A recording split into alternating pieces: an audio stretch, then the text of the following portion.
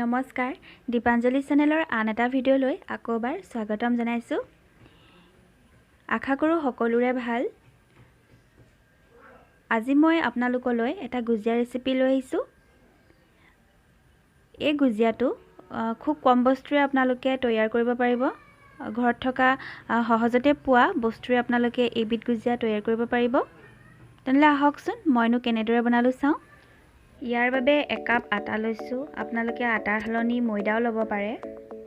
ইয়াত অকণমান নিমখ দিছোঁ আৰু এচামুচৰ জোখত ৰিফাইন তেল দিছোঁ। এইখিনি এটা মিক্স কৰি ল'ম। এনেদৰে মিক্স কৰি ল'লে খাবলৈ বেছি ভাল হয়, ওপৰখন অলপ ক্ৰিস্পি টাইপ হয়। আৰু এতিয়া ইয়াত অলপ অলপকৈ পানী দি ডোটো ৰেডি কৰি লৈছোঁ।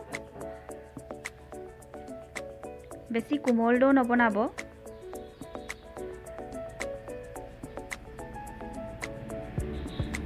এইখিনি এতিয়া 10 মিনিটৰ কাৰণে ৰেষ্ট কৰিবলৈ ৰাখি দিম। এতিয়া বাকী কামখিনি কৰি ল'ম। এয়া অলপ ডাব নাৰিকল লৈছোঁ। ডাব নাৰিকলকেইটা অকণমান তেল নিদিয়াকৈ ভাজি লৈছোঁ। কেইটামান কিচমিচ লৈছোঁ, কেইটামান কাজু লৈছোঁ, দুখিলা তেজপাত আৰু সৰু কাপেৰে একাপ চুজি। চুজিটো বেছি নল'ব, চুজিটো কিয়নো ফুলি যায়। আৰু এয়া 3 চামুচৰ জোখত পাউডাৰ গাখীৰ লৈছোঁ। মই আমুলৰ পাউডাৰ গাখীৰটো লৈছোঁ। কেৰাহী এখনত অলপমান ৰিফাইন তেল দি তাত তেজপাত কেইখিলা দি দিলোঁ আৰু চুজিখিনি দি দিলোঁ। আপোনালোকে ৰিফাইনৰ সলনি ঘিউ ব্যৱহাৰ কৰিব পাৰে। ঘিউ দিলে টেষ্টটো বেছি ভাল হয়। পাৰিলে ঘিউৱে দিব। আৰু এয়া ডাব নাৰিকলখিনি দিছোঁ, কাজু কেইটা দিছোঁ আৰু কিচমিচ কেইটা দি দিছোঁ। এইখিনি অলপ ৰঙচুৱা হোৱালৈকে ভাজি ল'ব।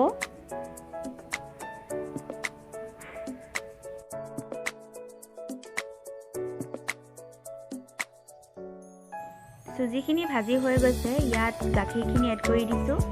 পাউডাৰ গাখীৰখিনি অকণমান কুহুমীয়া গৰম পানীত মিহলাই লৈ এনেদৰে দি দিছোঁ।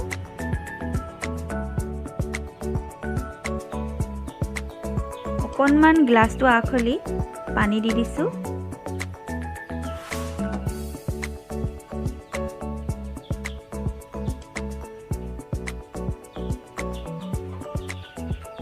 এবাটি চেনি দিছোঁ। চেনিটো সোৱাদ অনুসৰি কম বেছি কৰিব পাৰে। এইখিনি এতিয়া শুকাই যোৱালৈকে এনেদৰে লৰাই থাকিব। হেতাপাত এৰি নিদিব, এনেদৰে লৰাই থাকিব। এয়া এখন থালত চুজিখিনি কাঢ়ি লৈছোঁ আৰু সৰু সৰুকৈ আটাৰ বল বনাই ৰুটিৰ আকাৰত বেলি লৈছোঁ।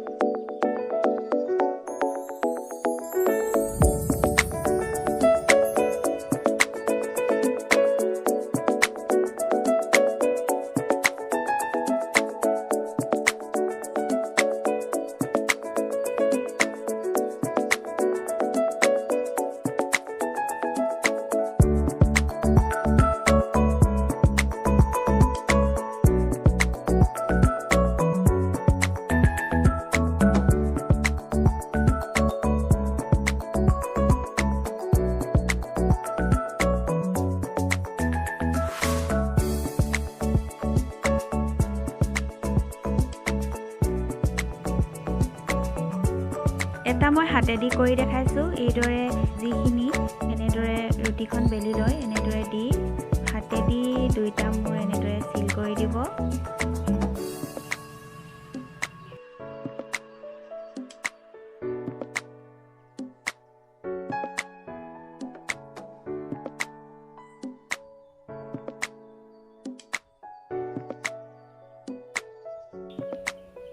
দুকাপৰ জোখত ৰিফাইন তেল লৈ গুজিয়াখিনি এতিয়া ফ্ৰাই কৰিম। তেলটো বেছি গৰম নকৰিব, অকণমান মিডিয়াম গৰম হৈ থাকিব লাগে। বেছি গৰম হৈ থাকিলে তলফালৰ পৰা জ্বলি আহিব পাৰে। এয়া দেখিছে মোৰ তেলটো অলপ বেছি গৰম হৈ আছিল, সেইবাবে তলফালৰ পৰা এনেদৰে বাবুল উঠি আহিল।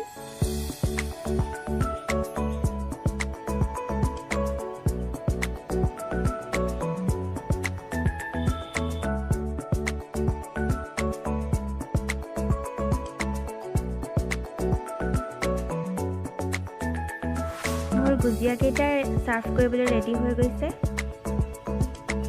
বিৰাট ভাল হৈছিল খাবলৈ। আশা কৰোঁ মোৰ এই ভিডিঅ'টো আপোনালোকে ভাল পালে, আৰু যদি ভাল পালে মোৰ চেনেলটো লাইক, কমেণ্ট আৰু ছাবস্ক্ৰাইব কৰি দিব।